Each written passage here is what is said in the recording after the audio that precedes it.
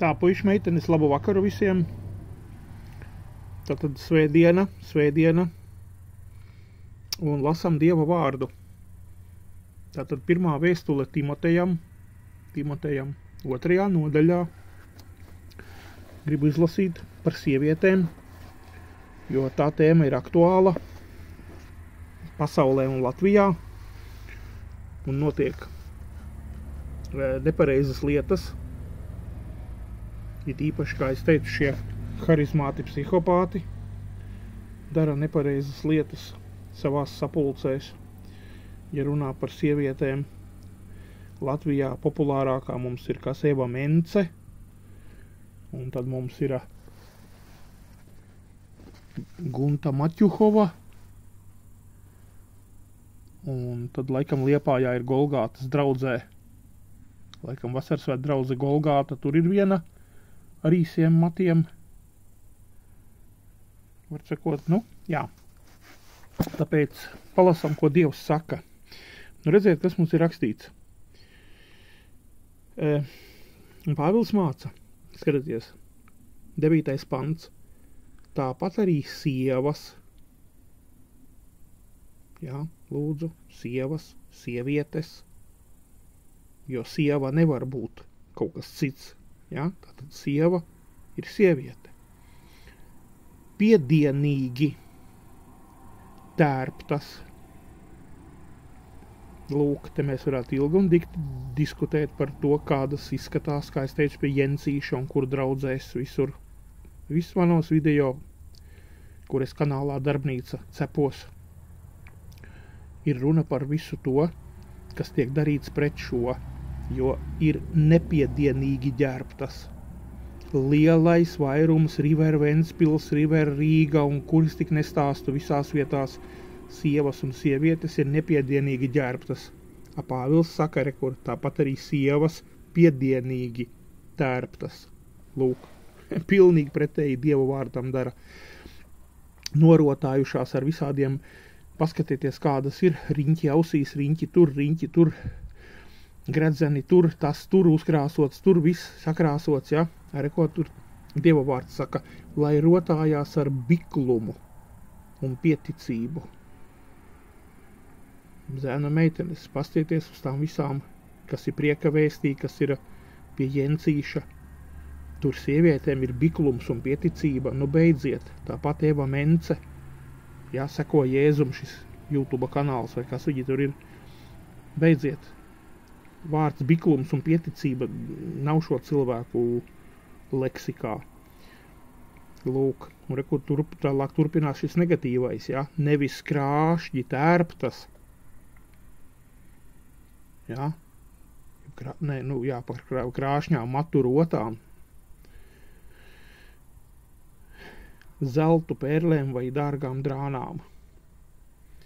Puiši meitenes, tas ir stāsts par to, ka viss pilnīgi pretējais, kas te ir rakstīts, ir redzams šodien mūsu modernajās Latvijas draudzēs. Lūk. Ko Dievs saka, lai ar krietniem darbiem, kā pieklājas sievām. Lūk, lai tādas viņas būtu. Lai viņas tādas būtu piepildītas un īstenotos un notiktu krietnie darbi, kā pieklājas sievām, kas solījušās dzīvot dievbijībā. Redziet, puiši meitenes. Latvijas draudzēs, paskatieties, viss ir pretēji. Sieva, lai mācās mierā, pilnīgā paklausībā. Kā es kādreiz esmu lietojis tādu terminu, kad dragūni brunčos, zēnu meitenes, pastieties, kas notiek ar šīm dāmām, kuras laiž ārā uz skatuves, un to dara vīrieši. To dara bezdievīgie mācītāji un apvienību vadītāji un kādi visi šie neprāšas un viņi laiž ārā sievietes uz skatuvēm un dara tās par mācītājām un Dievs saka, lai viņas mācās mierā un pilnīgā paklausībā.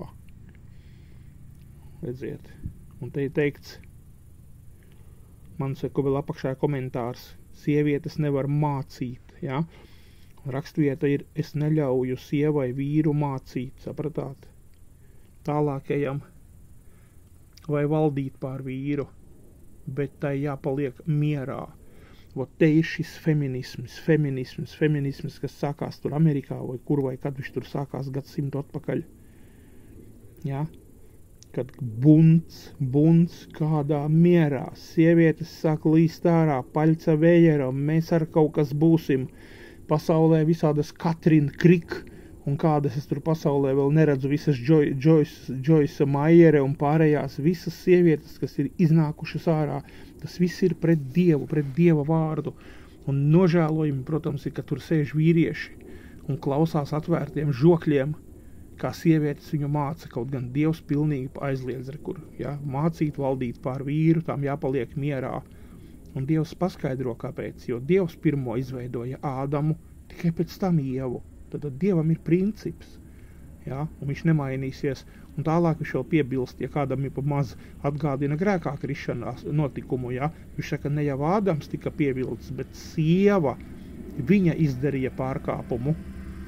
Lūk, tā kā puišu meitenes, te ir viela pārdomām, Pāvila 1. vēstule Timotejam, 2. nodaļā, no 9. līdz 13. pantiņam, bet lūk, un Latvijā viss notiek. Es nerunāju pasaulē tas viss sen ir sagriezies kājām gaisā, un Latvijas ticīgie to ir pārņēmuši, ja teiksim tā, no Amerikas šo indi.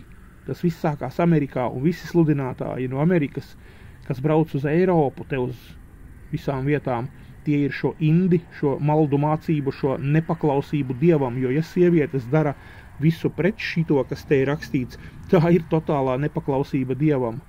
Un tad es